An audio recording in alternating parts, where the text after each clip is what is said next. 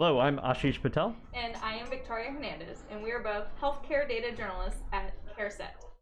The CareSet Journal is a healthcare data journalism organization that focuses on Medicare data.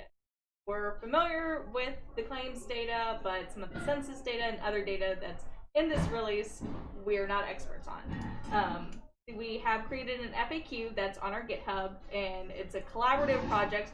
So we really want to shout out and thank you, the researchers at University of Minnesota COVID-19 Hospitalization Tracking Project, volunteers from the COVID Exit Strategy and COVID Act Now, as well as researchers from the COVID Tracking Project.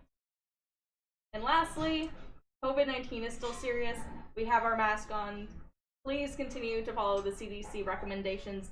Nothing we say after this gives anyone permission to not take this seriously. Thanks, Victoria.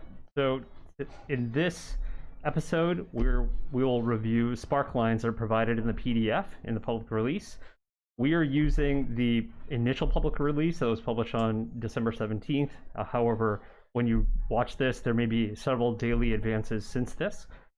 So, what are Sparklines? Where every one of the diagrams we're showing is highlighting an individual state in each of these boxes, and kind of see it roughly identifies what the country looks like. And each box will look at an 8-week period. Sometimes this is all historical 8 weeks. Other times it's 4 weeks of history plus 4 weeks of forecast. So we'll go into each of these Sparklines covering cases, mortality, test positivity, and hospital utilization. So we'll start with trends in case incidents over the last 8 weeks.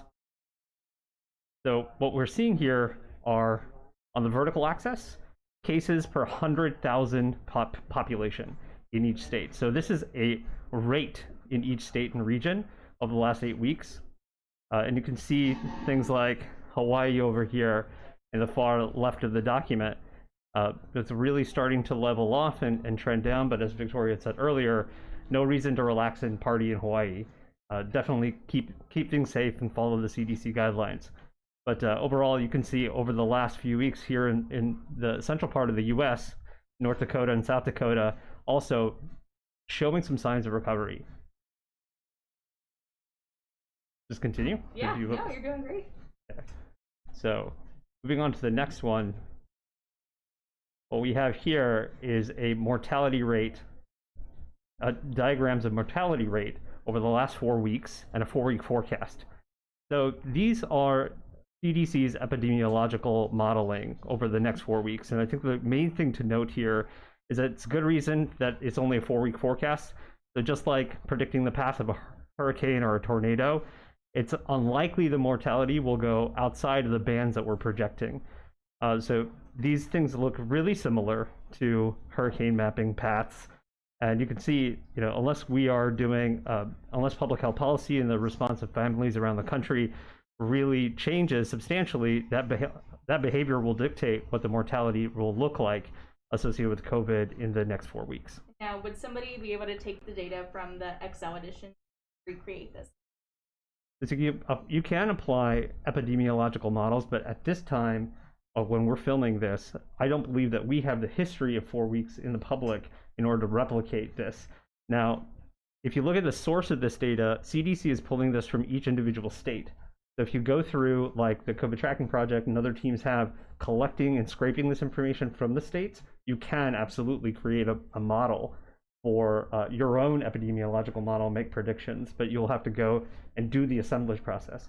I think that highlights the impact of this data set.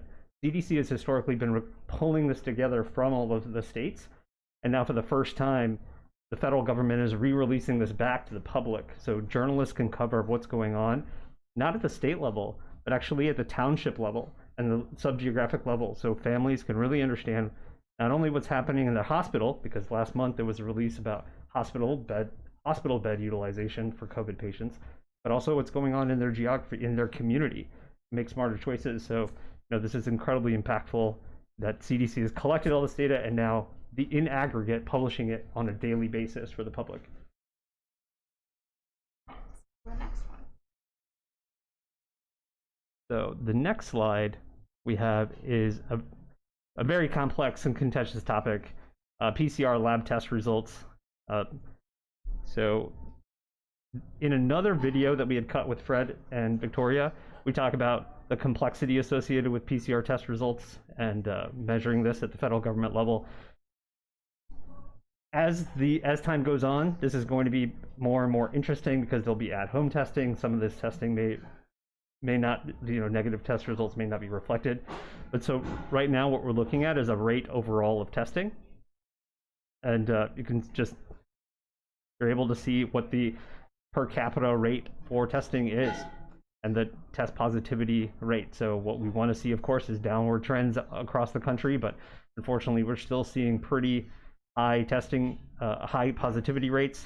And the color coding here is really useful so you can understand which of these sustained hotspots still have an upward trend in positivity rates for the tests. Yeah. It looks like North Dakota is starting to do better than previously. Agreed, yeah. So they are starting to trend downwards. Again, this is the last 8 weeks. And so the current position is over this average over the positivity rate over the last 8 weeks. But there's still so much of the country that's still in that umber, that dark red that we really don't want to see. And hopefully in the next few weeks, we do see that change and everybody kind of move into towards green. So now, of course, with positivity, the thing that's probably the most on everyone's minds is what's happening in the hospital on Main Street and how full is that hospital. And that might be the best predictor of behavior over the holidays, I think, is that if we have a good understanding that the confirmed case count that's filling in the hospital is really substantially high, or we're overloading the hospitals, that might actually change folks' behavior and have them kind of do Zoom Christmases. But here, I think the main thing to note and point out that you just at the surface that there's 2 lines here. The higher line is the suspected case count in that hospital, in that state. And then the lower line is color-coded, is the confirmed. So again, you see a lot of red on the confirmed case count. And you see that slightly higher is the suspected, as what you would naturally expect to see, right? So as suspected cases are confirmed, they'll be dropping into the lower number. I think another thing to point out here is the bottom left, and I hadn't pointed out previously, the FEMA regions. And there's a map that you'll be able to find that shows all of the states associated with FEMA regions, and you can see how these FEMA regions are also trending as a higher level aggregate in a geography. Great, let's go to the next slide. Okay. All right, so this is inpatient hospital utilization. Again, earlier in December, HHS released facility level hospitalization data that is incredibly detailed, and it tells you how many of the overall beds in a hospital are filled with COVID patients and how many of the ICU beds are filled with COVID patients. And in this particular visualization, they chose to use the inpatient overall bed count. We have an FAQ available for that data as well. Yes, absolutely. So that's very helpful. The facility level data is incredibly detailed at the facility, by facility. And here, I believe what CDC wants to demonstrate is overall, in terms of total available beds in the hospital, what is our utilization?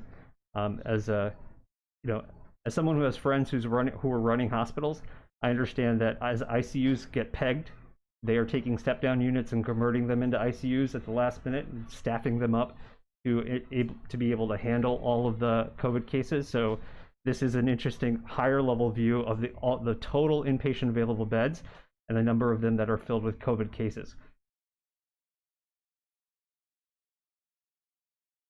Oh, okay. So that's it for this particular video. To be continued on the next one, and we'll look forward to give you some updates as more data becomes available.